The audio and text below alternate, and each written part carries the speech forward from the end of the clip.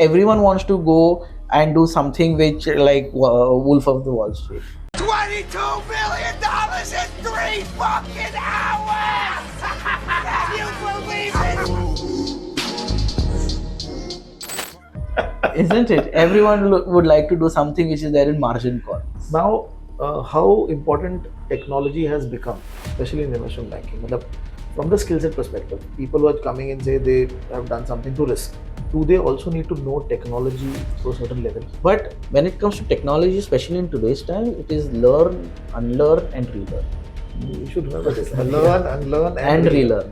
With respect to, if you can give an advice to people who are planning to join the finance industry, or people who have with 1 or 2 years of experience but want to enter into finance industry, what is going to be the one advice that you would give?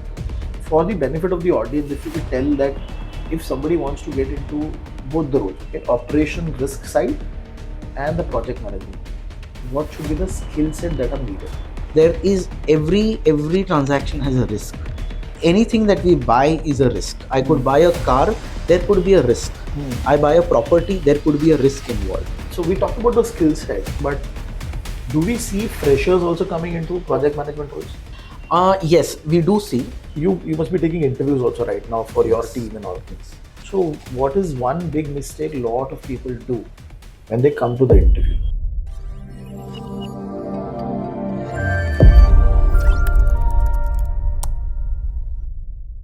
Hello guys, hi, this is Ameya Naik. I help finance students and professionals to excel in their career and also make them a better version of themselves. Today I'm back with one of the podcasts where we have Ameya Naik. He's going to be talking to us about his journey in the finance industry and also about how he has been able to leverage his experience into getting into new roles and what has been his key takeaways into this journey.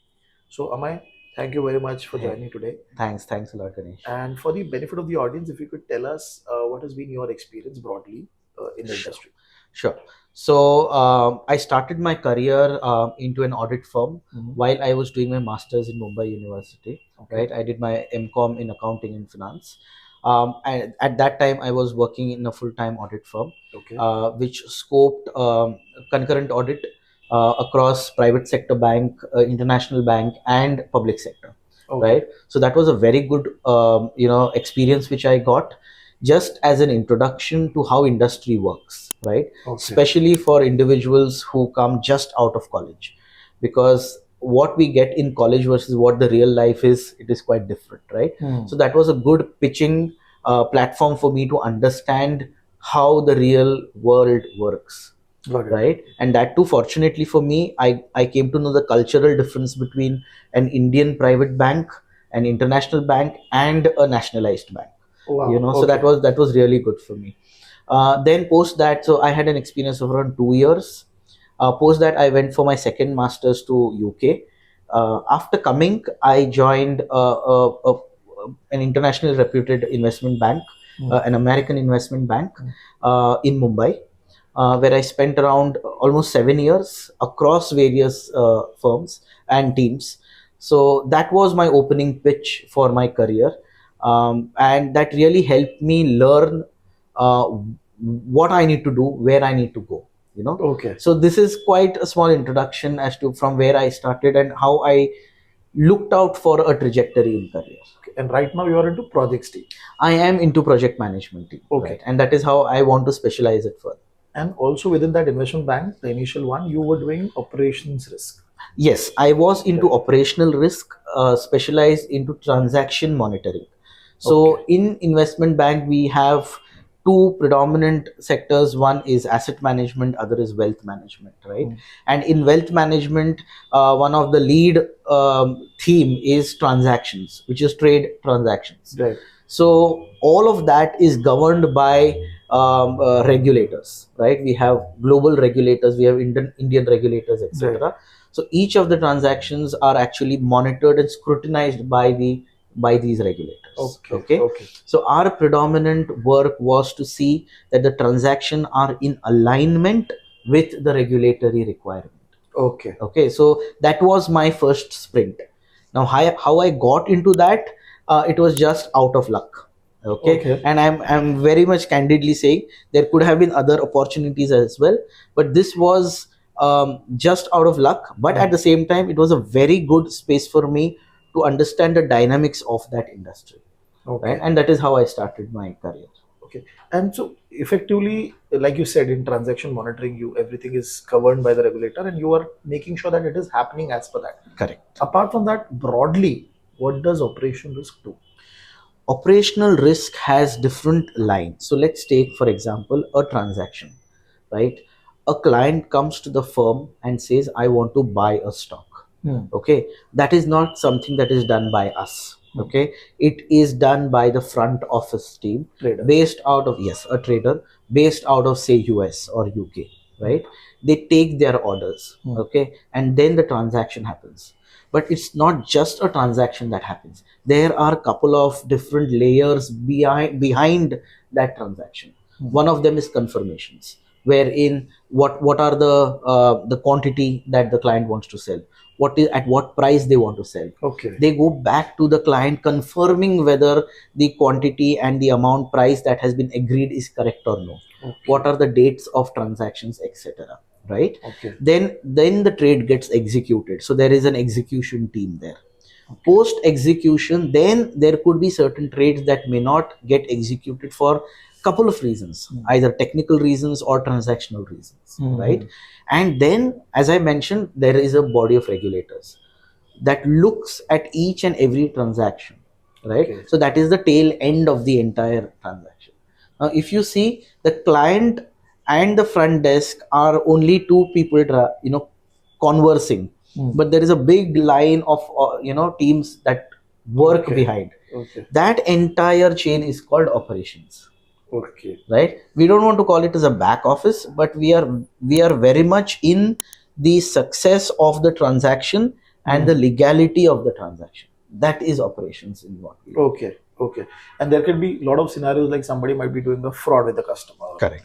Incorrect transactions happen. So basically, when you're monitoring, you're also looking for those kind of risks. Definitely. We do look into those risks as well. We do have fraud operations as a separate team. Okay. That looks exclusively into frauds, right? That may not only be transactional fraud when it comes to stocks. It could be a credit card fraud as well. It could be a check fraud as well. Okay. Different kind of fraud. There could be telephone frauds as well. So some person impersonating as the client actually calls. Okay. So that is a different side of. So all these comes under operations. Okay. So within bigger companies, you have separate teams for each of these activities. Yes. Because the scale is so wide. Scale is very big, and they are more into the goodwill of the firm as well.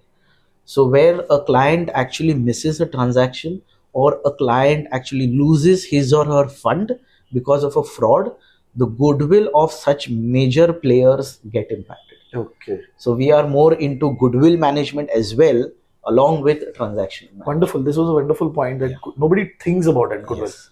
But now, what was the shift in culture? Correct. Because you had previous experience into a regional audit firm. Correct. To an international American investment bank. What was the shift? The shift is predominantly the scale of transaction, number one. And secondly is the customer approach. When we come to our banks, when it comes to commercial banking, we do meet the customer end to end on the face, right? Across the counter. But when it comes to international banks, we do not see the customers. Predominantly, the names and the details of customers are masked, right? They are hidden, for various reasons, because all these investment banks, the major players in market, they work with high net worth customers. Right. They work with other institutions. They work with pension funds, mutual funds, etc. Right. So their identities has to be masked. Okay. That is one major difference which I saw, number one. And secondly, the amount of transaction in commercial bank versus the amount of transaction in investment bank has a huge difference. Okay. So that is the second point. And third, again, it comes back to the culture of the organization, right? Definitely that differs between private, public and international as well. But as a sector also, there is a major cultural shift which I observed. Okay. That again goes in the dynamics of the process and the business. Okay. The way they hire, the way they operate as Exactly. an investment bank changes. As an investment bank changes. Okay. And after the operation risk stint, you moved to some other team? Yes, I did move. Even in operations, I had 4 different teams which I worked.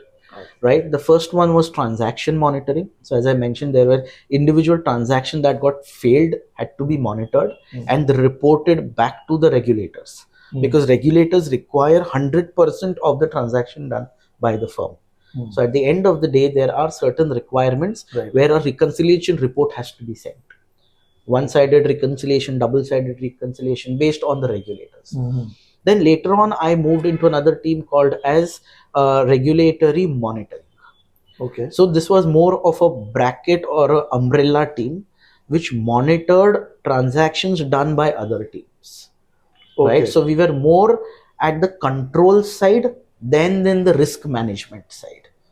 But when you're saying reg reporting, it's basically any report that is going to the regulator across the globe. Every transaction. So again, we can subdivide, because each regulator has their own specification, each regulator has their own timelines, and each regulator has their own requirements.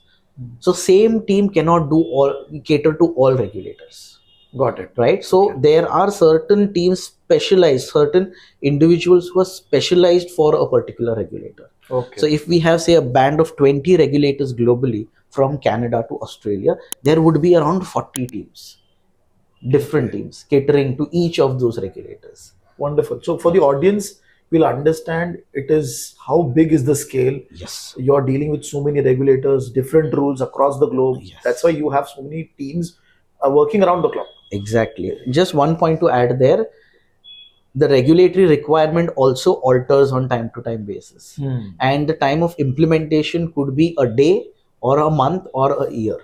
Okay. So if we do not cater to the requirement changes, then there is a breach in policy. So that also needs to be considered with the help and partnership of the compliance team, which is a third sector in an investment bank. Okay.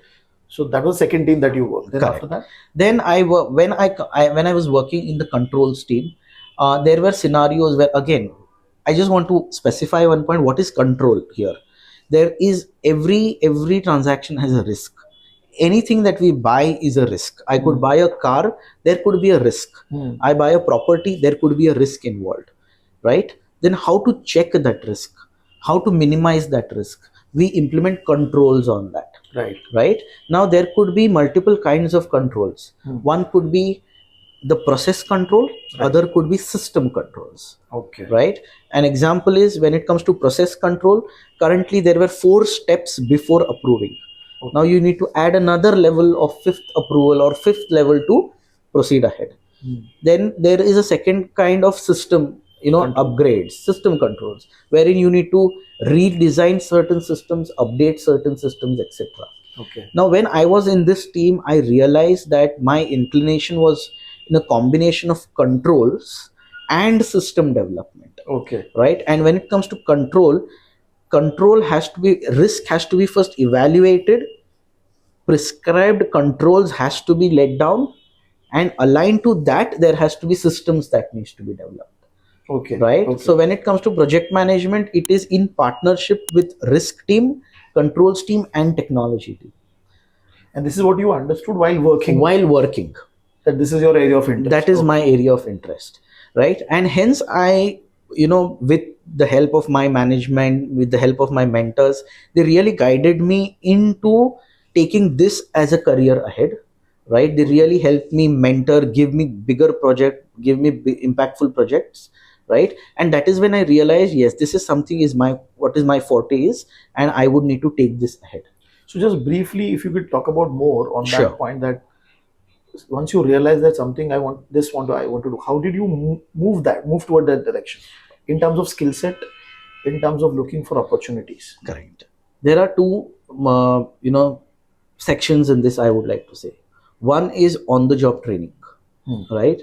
When this is something which you need to do, you need to learn what needs to be done. Right. Okay. And that goes on with mistakes. You keep learning, you iterate, etc. And today, when we are on a free knowledge time, like YouTube and podcasts like this, right?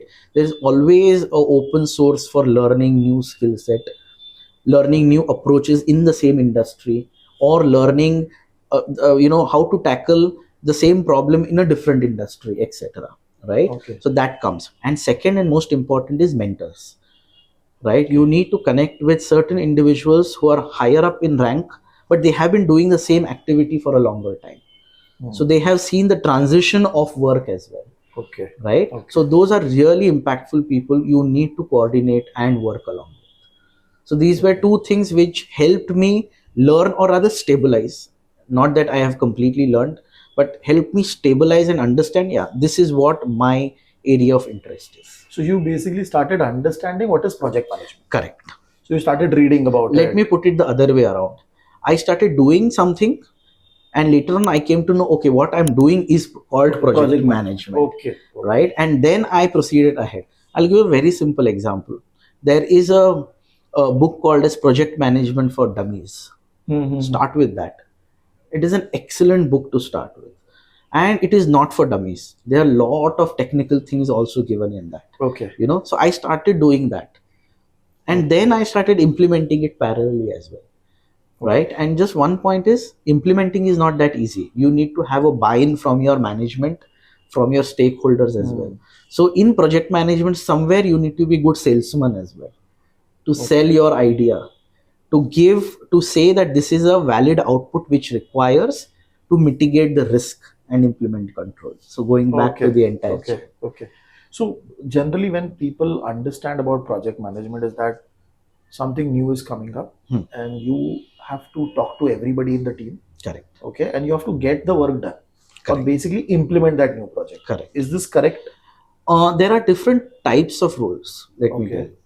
Number one is, as what I have been working is what I would call it as in-house grown into project management. Okay. Where you start as a risk manager, you work as a control manager. Okay. Right? And then when it is time to implement control, that is when you shift your gears to being a project manager. Okay. Right? Okay. So you just cannot take a system and just implement it. You need to first know the entire in and out of that system.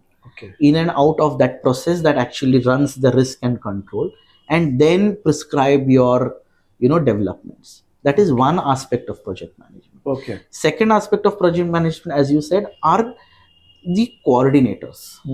Right? And they are also equally important, because you have three different teams sitting in three different locations, having three different approaches. Right. You need some common factor to bind everything together. Right? Especially when it comes to operations, that is finance guys, and technology, they do not marry, because their language are different. Right. You need one control manager or project manager who actually helps coordinate between the two. So the second type that you said is more stakeholder management. It is purely stakeholder management. Okay. Yeah. Okay. And for the benefit of the audience, if you could tell that if somebody wants to get into both the roles, okay, operation risk side and the project management, what should be the skill set that are needed? That skill set, frankly speaking, connecting back to my old 2 years career of audit, that really helped me here. Okay. Because when it comes to audit, it is the evaluation, it is understanding, evaluating, and then I wouldn't call it as pointing out mistakes, but highlighting what is wrong. Okay. And prescribing what needs to be done. Okay. You need to have an auditor's mind when it comes to risk management as well. Okay. Right? You need to have an auditor's mind when you prescribe the controls for that risk. Right? This is a combination of risk and control. But the skill set when it comes to project management, right? It is more around, number one, you need to have a passion to upgrade and change, upscale your current system. Okay. And it is very difficult, or sometimes teams are very rigid to change their existing system, because they are habituated. They are in their comfort zone. Right? And especially when you work on introducing a technology, there is always a fear of our work going down. Fear of change. Fear of change, absolutely. And one of the terms used for project management is change the bank. So we are literally changing the structure of the bank. Okay. in a way, right? So one of the skill set is you need to be innovative. You need to think out of the box, Okay. right? And you need to be a salesman as well, Selling your ideas. selling your ideas. Okay. Yeah. And so we talked about the skill set, but do we see freshers also coming into project management roles? Yes, we do see. However, my personal experience and what I have observed is when you are very rigid that you want to do project management right from start, it becomes difficult. Okay. Then you become you start with the coordinator and stakeholder management, right? And that is somewhere sometime a general subject. You do not become a subject matter expertise as a project manager. Okay. Because you do not have a portfolio of systems that you have implemented. Mm-hmm. You have always been a coordinator. Okay. So for youngsters, for people who are joining industry, I would genuinely suggest to spend your time in the industry to learn how things work. Okay, how does operations How work? does operations Finance works? Exactly. And then move towards Exactly. Because I have seen many people who have been in finance, then move to compliance as project managers. Achha. Right? I have seen people who have been in operations and moved into HR risk and control manager there. Okay. Right? Or a project manager there. So it always need not be that the trajectory you have taken would continue. Some people have drastically shifted and they are doing it very well. Okay. But the only basic thing is they have learned what are the basis of the organization before selecting their course of career. Okay. And like you said, change the bank or the project management team. Is it a single team outside, or is it a, like you said, compliance will also have some project management roles? Yes. Each team, so let me put it this way, that there are certain teams that are heavily focused on development, heavily focused on technology, right? Especially regulatory reporting, because there is timeliness and there is accuracy that is important, right? And humans by nature have their own limitations. So that is where technology needs to be introduced. Right. In such teams, yes, there are multiple project managers involved, right? But there are certain teams who do not require much of project managers, right? In such scenarios, there are people who are part-time project managers, okay, and part-time doing the regular business, which we call combination of RTB, running the bank, and change the bank. You know. So for the benefit of the audience, running the bank means you're into day-to-day operations of the bank. Correct.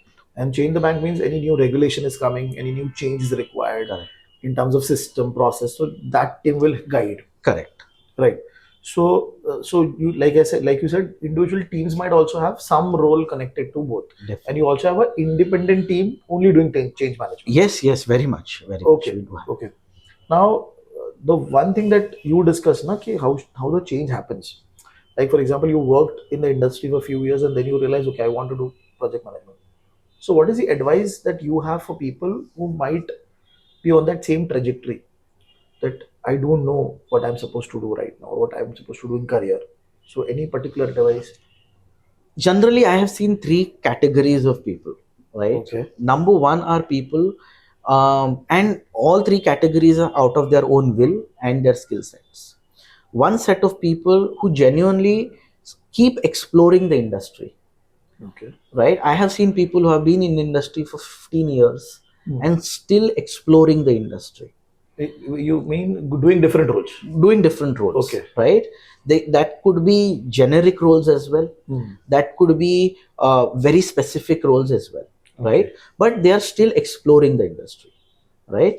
There could be individuals who are doing KYC reviews for many years, but that itself is a skill set. Going through documents over documents on a daily basis is a skill. Okay. And not missing any detail is a skill. Right? But they are happy doing that. Okay. Right? Second set of people who have found their trajectory quite early, or they know where they want to go. It's just that they are working to upgrade their skill in the industry. Right? And they predominantly are individual contributors as well. Right?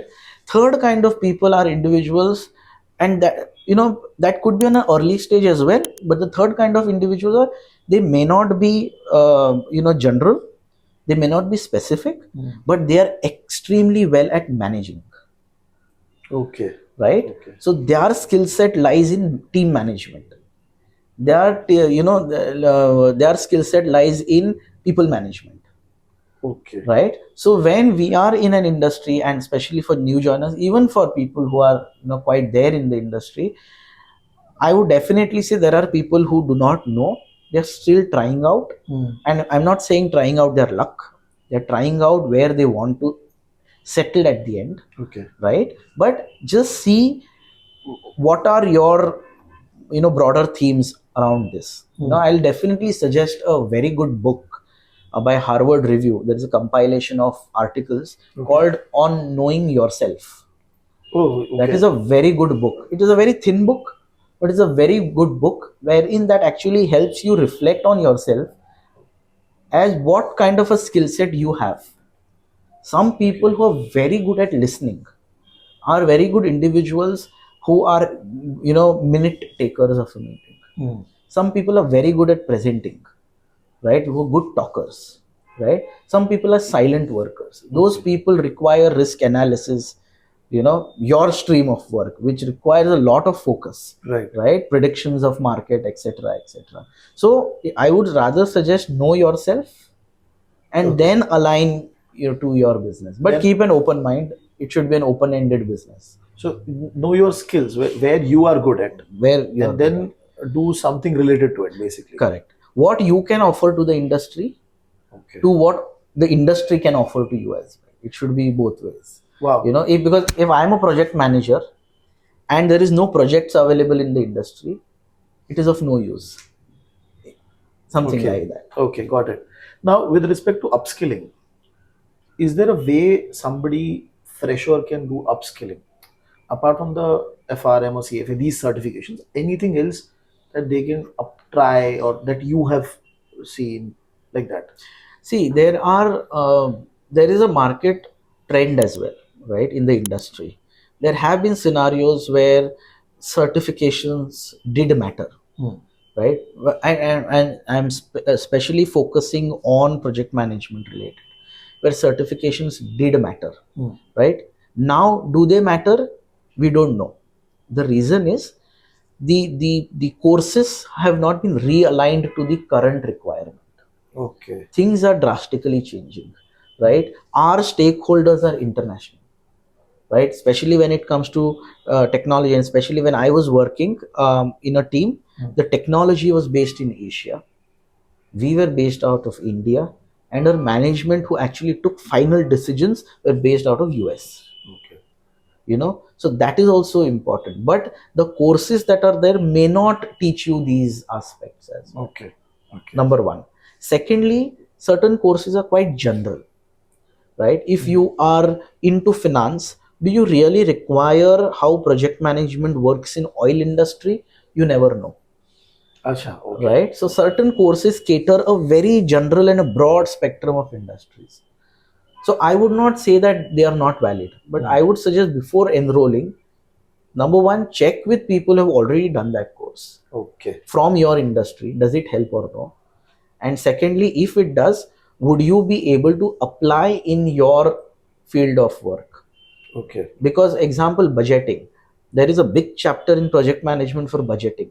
But for us, it is nowhere applicable because the budgeting is done at a very senior management. Yes. Okay. And we have no say in that. So courses is something which is very subjective and very individual.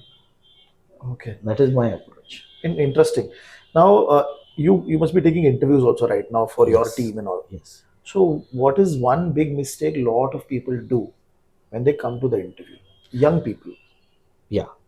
One of the things which they do, especially youngsters, they do not explore or think of other allied opportunities. Okay. Example, if they have been in certain sector, right, they would like to continue in the same sector, but there could be functions or jobs which are advanced level of the same work they are doing. Okay. I'll give you a simple example. An individual has been doing KYC. Okay. Now we need a person who has done KYC, but we want to upgrade our systems to better our KYC process. Okay. For that, we need people who have done the ground zero work, KYC work. KYC work, because they know the risk there. They know what needs to be done there, right? But there are certain people who like to do the same work. So my advice, for especially for youngsters, is keep an open mind. Okay. There could be scenarios, especially in such big industries, you might be taken for a particular job, but 6 months, 8 months down the lane, or a year down the lane, you might be asked to move. Linear movement. Okay. Move to a different team. Move to a different team for whatever reason. Be open to that as well. Okay. We really cannot afford to be rigid in today's time. We have to be flexible. Because what happens is a lot of people, they have a pre-notion that, okay, I do not want to get into sales, for example. Do not want to get into a particular team. Even though, for example, there might be a sales team, but within that sales team, you are looking analytics.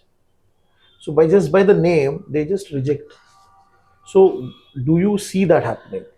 I have not come across something like that, but see, many a time it is personal views as well, right? They might have tried the same work before, and it didn't align, it didn't suit them, right? And they might have valid reasons not to go ahead. So it is a personal choice, but especially for people who are freshers or at least 5-7 years of experience, I would say keep an open mind, because many a times what happened, going into the industry is more important at that age, rather than choosing and picking the work they want to do. Right. Everyone wants to go and do something which, like Wolf of the Wall Street, isn't it? Everyone would like to do something which is there in margin call, right? But that is not the decision making criteria, because the real face is different, especially for Asian markets. It's way different than what we see in movies. So that is something that needs to be taken. So expectation management has to be there. Don't expect much is what I would say. When I say much, don't expect as you see in movies or as you see in other series. So are you saying, I'm just taking one step ahead. Yeah. Are you saying look for good roles? Don't just focus on salary. Is that also a connection that? No, I would not say that. Okay. In today's time where you need to pay your bills, salary. No, I'm not saying don't take salary. No. See, but what should be our focus? Again, it is individual. Because I have seen people doing the same role and they're quite satisfied with what they are doing, without considering or not giving much into the pay scale which they are. But there are some people who their focus or their intention is also pay, right? So the two school of thoughts. So I would not say no, focus on work, not pay, etc. I won't say that. It is completely an individual choice, especially for kids who have done their MBAs, right? They do have their loan liabilities. Yes. So they cannot afford, even if they want to, they cannot afford to take a lesser paying job only for a job satisfaction. So, okay, got it. And also with respect to the dynamics of the industry, for example, investment banking, layoffs are very common. So, what is your take on that? I mean, how should people, not experienced people, I'm talking about freshers. Yeah. Because their job roles could change, or their job itself might become redundant. So, what is that? Layoff is a very sensitive topic, right? I have seen many of my colleagues being part of it. Frankly speaking, I've never been able to get a trend on what basis layoffs are done. It could be purely a business requirement as well, and it is a requirement from the industry, right? So layoff is a very sensitive issue. Who goes through it knows it. Yes. Right. So I would not like to comment much on that, but sometimes saving your job is more important than being part of that list. So if you get an opportunity, take it. But normally companies, they do have internal mobilities and all. Yes. They promote that also, right? They promote, they encourage a lot. I have moved across all the teams which I did mention across 2 cities is because of mobility, right? And fortunately for me, there have been certain teams which helped me upgrade my skill, helped me implement what I learned in my previous teams, right? and there was mobility which I completely changed my stream. Okay. Okay. So mobility is an option that is completely encouraged across all industries, across all companies, at least in the financial industry, right? And if you get an opportunity, take it without, just one point, without falling short of your commitment to your existing team. Right. Obviously, you have to perform your activity and then you have to Yes. look for things.